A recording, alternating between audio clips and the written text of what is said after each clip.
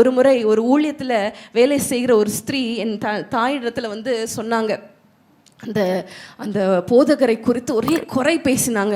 அந்த போதகர் எப்படி தெரியுமா, அந்த போதகருடைய மனைவி எப்படி தெரியுமா, அந்த போதகருடைய பிள்ளைகள் எப்படி தெரியுமா, இஷ்டத்துக்கு காணிக்கை பணத்தை செலவு பண்ணுறாங்க, இஷ்டத்துக்கு சாப்பிட்றாங்க, இஷ்டத்துக்கு போகிறாங்க அப்படின்னு சொல்லும் பொழுது என் தாயார் என்ன சிரமம் செய்தாக, போதும் நிறுத்துங்க, ஆண்டவருடைய ஊழியக்காரர்களை பற்றி பேசுகிறதற்கு நமக்கு அதிகாரம் கிடையாது.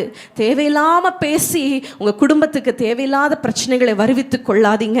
ஒருவேளை அவங்க தவறு செய்தா, ஒருவேளை அந்த காணிக்க பணத்தை அலட்சியமாய் அவங்க உபயோகித்தா அது ஆண்டவருக்கும் அவர்களுக்கும் உரியது, அது நமக்குரியதில்லை. ஹல்லேலூயா. இன்றைக்கு அப்படிப்பட்ட ஒரு பயம் இல்லாமல் போய்விட்டது.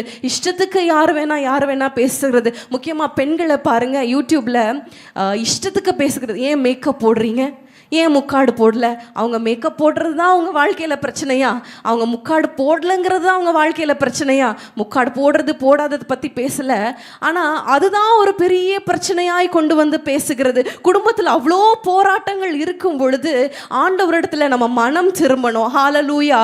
தேவையற்ற வார்த்தைகள் நம்ம வாயிலிருந்து பேசக்கூடாது.